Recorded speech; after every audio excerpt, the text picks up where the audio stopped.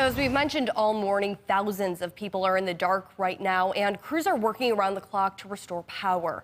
We're joined this morning by David Bertola from National Grid. David, thank you so much for being with us after such a busy day. My pleasure. How's everybody doing today? We're good. So right now, I know we were just talking, you guys have made a lot of headway throughout the night. So about how many people are without power currently? Currently across Western New York, there are around 38,000 National Grid customers without power. That number is down from around 70,000 that were without power around 7:30 last night. So we've made good progress, steady progress throughout the night. And that work will continue until everyone's power has been restored. Wow, I know that you guys have been kind of playing catch up in terms of taking care of a situation in one area, then having to go to others. How many crews did you bring in and how many crews are out right now? What are their efforts really looking like at this hour? Prior to the event, the wind event, we had brought in around, we had a crew of around 2,500 people to address what we anticipated would be widespread outages. And to give that to some perspective, National Grid has 800 employees who work in Western New York. Those crews were out throughout the night, not only just assessing damage, but restoring power to customers.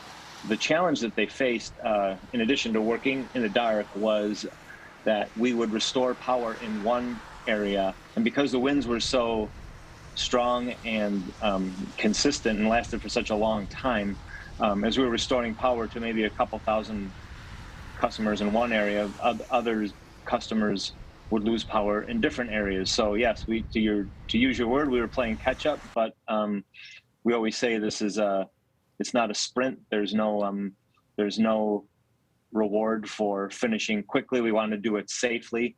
And we're still assessing damage this morning now that the sun is out, and we have a better idea of what we're up against the rest of the day when it comes down to things like broken poles or other things that we may not have seen last night.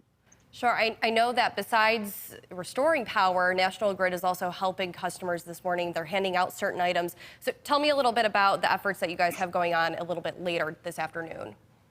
That's right. Between noon and 4 o'clock, National Grid will be distributing bottled water and dry ice at the 4 locations I see that you have up on the screen there: at JFK Community Center in Buffalo, City of Batavia Fire Department on Evans Street, and Hyde Park Boulevard, 320 Hyde Park Boulevard in Niagara Falls, at Fire Station number 8, and at the Murphy Training Center at 665 Brigham Road in Dunkirk from noon to 4.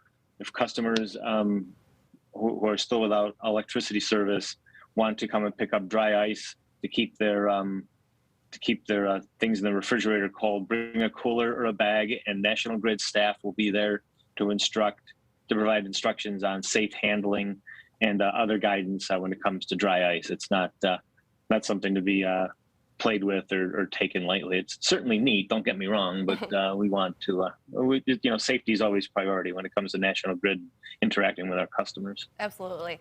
What other information at this hour should people know about these outages? Maybe if they are currently in the dark or just in terms of coming across a wire, things like that. How can people stay safe right now?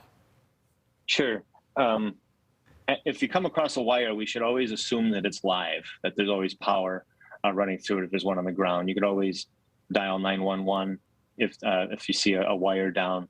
And the other element is to just remain patient. This was a significant wind event.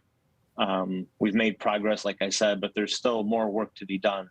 In addition to the 2,500 crews, which are a lot of boots on the ground, we're going to expect to bring in crews from other parts of the state and other parts of potentially other states to help get this thing wrapped up and get everybody back restored.